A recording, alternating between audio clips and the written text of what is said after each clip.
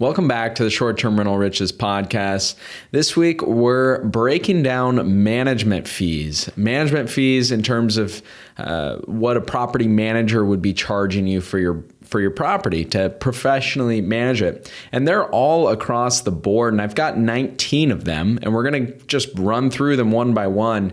I'm going to start with more specific to short-term rentals and then kind of back it out into long-term rentals. And some of them blend together and some of them are specific to each one.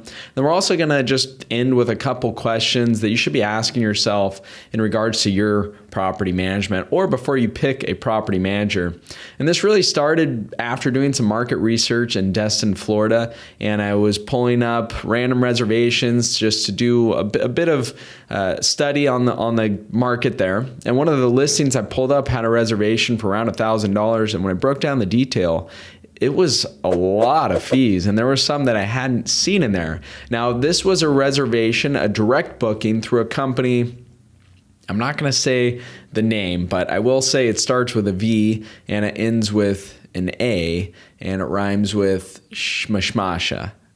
So maybe that gives you a little insight. They're one of the biggest property managers in the nation with around 44,000 properties under management, I believe. And now I'm sure their fees are different in every market, and I don't want to say anything bad. I know that a lot of people out there probably have a really good experience with this company, but I know that there are others that don't as well. So let's go ahead and just break down some of these fees. I think the most common one, and this is the same whether it's a short-term rental or it's a long-term rental, and that's just a base management fee.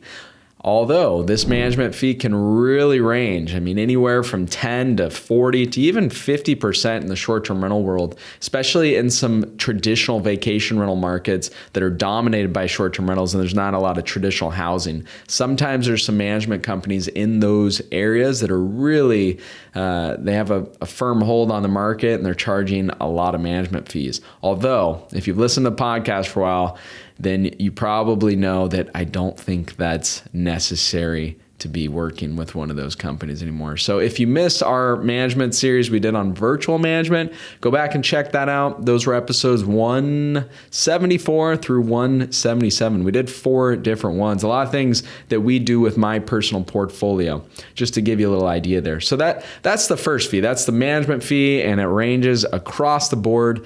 Sometimes if you're working with a co-host, you might get paid automatically, and then maybe you pay the co-host afterwards. The traditional way that a property manager is going to collect this fee is to collect all your revenue and then send you a direct deposit. Hopefully it's a direct deposit. No one's sending checks or anything these days, but then they'll take their commission out of that. The next fee that very common on short-term rental listings is a cleaning fee. Although if you've been doing a lot of study lately, you've probably seen that there's quite a few people recommending not having a cleaning fee. And the cleaning fee is really one of those things that it could be a revenue source for some of us, or it might just be passed through, as in I pay $100 to my housekeeper and I charge $100 to the guest. But this is one place where you can work with your pricing and strategize a little bit to see if it affects your occupancy. To me, a just rough rule for charging a housekeeping fee is maybe half of the night's stay or the average daily rate. So if your average daily rate's $400, you might be able to charge a $200 cleaning fee. Again, it depends on the size of the property, and you really got to do some more study to kind of break it down. So I just want to talk about the general fees today, just to give a quick overview. The third one is one that's not always charged on direct booking websites, but most of the big companies are going to see this. And this is what they call their booking or their reservation fee. So of course, Airbnb has this. This can be anywhere from 14 to 18%. VRBO has this. Booking.com has this. And direct booking websites, like the one I referred to earlier without saying their actual name, they charge for this as well, although it's a little more disguised, and it might come across in with the wording guest service fee or something like that, but it's actually a direct booking fee, just like what Airbnb would charge. So a lot of times these companies are charging a management fee to manage your property. Maybe it's 20, maybe it's 30%. And then they're also charging a another fee on top of that for their direct bookings. And so you got to add those up and just make sure you know what you're getting. Really, that's what it comes down to in the end. The next fee you might see, and again, this is going to be on more of these direct booking sites or with your property manager, not through a direct OTA like Airbnb or VRBO, but it's an advertising fee. And again, there's different lingo going around in the industry, so these could be the same thing. You just want to make sure you check with your property manager to know what they're charging your guests for your property. But that's another one. It could be an advertising or some sort of marketing fee on top of a reservation. Next up, number 5, we have a technology fee. And again, these might all be the same thing, an advertising, technology fee, guest service fee. But it's just important that we know what they are and what fees are being charged. I do think it's very important to have the right technology in place. And of course, you know that if you've listened to the podcast for a while. We've got almost 200 episodes now. I can't believe it. And if you've missed a lot of them, you're just tuning in, well, welcome. You can head over to strriches.com. We've got a ton of resources for you there. And we've got a lot of episodes on technology. You can just go to the little handy dandy search box and type in technology, or you can see that we've even got it broken down by category.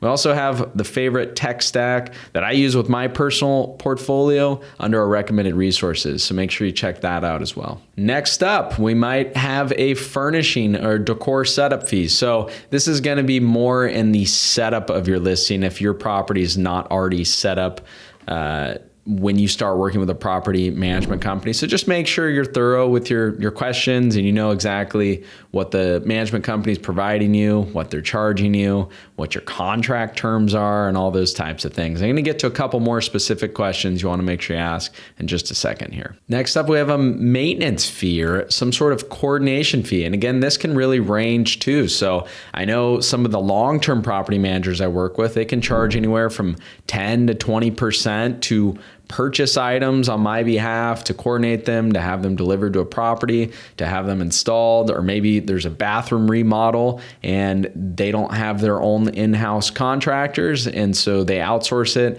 and then they charge 20% on top. So you can see this range. I would recommend that you try to negotiate the higher ticket items with a lower rate. So maybe you need to buy $1,000 refrigerator, for example. If you don't have the time to actually shop that yourself, then I would try to negotiate some of those one-time ticket items down just a little bit. So next up, you might see, this one's a little more rare, but a seasonal rate adjustment fee. So a revenue manager, for example, the property manager that's going in and editing your prices. Some companies are charging for this on top of the management fee, on top of guest service fees, and on top of all these other things. Number 9, we have guest communication fee. And this is pretty much what property management is for, right? Especially when it comes to short-term rentals. We're not hiring a property manager and expecting to do all of the communication ourselves, although there is another company out there managing lots of rentals, almost 30,000. Not going to say that name either, but I guess it rhymes with devolve, or it has the name in the middle. I'll let you leave that one to your imagination, but they're managing almost 30,000 properties. From what I understand, they maybe aren't handling the communication the whole way through. So make sure that is something you're checking on as well. Key exchange fee. This one hopefully is becoming less and less common, but sometimes we have condominiums that don't allow us to install automatic door locks, or they have a gate, or there's some sort of common door, and a key actually needs to be exchanged. Maybe it could be coordinated with the housekeeper. Number 11, we have an administration fee. Now, this could be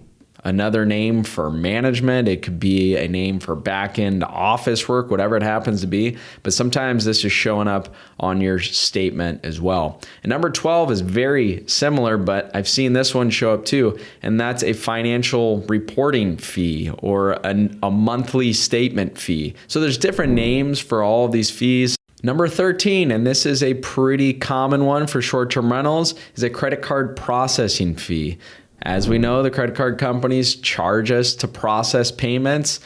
We use Stripe, and it's about 3%. That's one of the nice things about working with Airbnb is we don't have that additional credit card processing fee. But this is a very common one that will show up on property management statements, something we charge for because it's something we have to pay for, and it's a percentage off of the total amount. Number 14, inventory and inspection fee. So if you're working with a full traditional property manager, hopefully they're helping you out with some inventory and they're checking on your property from time to time, but you might see this show up as an additional fee in there. Number 15, a security deposit management fee. This one's a little less common, but we need to be taking security deposits depending on the OTA, the listing site we're using.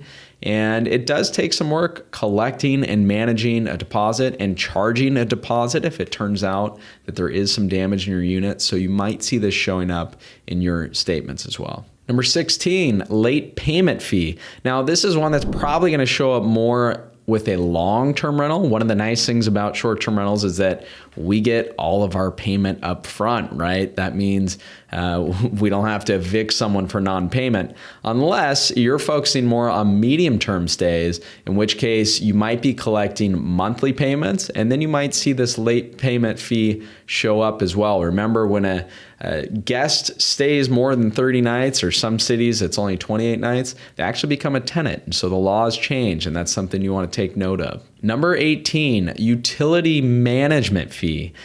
The more properties you add, the more utilities can kind of become a pain in the butt. And sometimes utility company doesn't let someone work on behalf of your properties without having notarized documents. And we don't want the lights to go out on a property, do we? So this is one we definitely have to check. It's definitely less common, but you could see this one showing up as well. And last but not least, we have some emergency situations sometimes, don't we? Things out of our control, and very common for a property management company to have an after hours fee, some sort of emergency fee for actually showing up to the property. Sometimes you see this with maintenance technicians where they have a normal rate, then an after hours rate is twice as much. It can be really, really high. So those are 19 fees that you're probably going to be showing up. It's a big decision working with a property manager, so you shouldn't take it lightly. One of the things that I like to ask, or at least in regards to my long-term rentals, which I work with a lot of property managers on, is are you investing in property as well? It's nice to have a manager that comes from an owner's perspective. So with that said, if you guys have been listening to the podcast for a while, you know that we're managing other properties now. And of course, we're coming from an owner's perspective. We're actually using my team to manage your short-term rentals. So be happy to chat with you about that. If you're at all interested, you can go to strriches.com. There's a little property management button there, and we can connect over Zoom, see if your property makes a good fit. Hope that gave you a little better insight into some of the fees that might be showing up, and maybe there's some in there that you didn't know about. And until next time, I hope you have a fabulous day. Want to get on the fast track to financial freedom through short-term rentals? Well, it all starts with the properties you acquire, but you want to make sure that you acquire the right properties. I want to give you my ebook that will show you how to do just that. There is no charge. It's my gift to you for being one of our subscribers. Just go to restmethods.com. That's REST methods.com.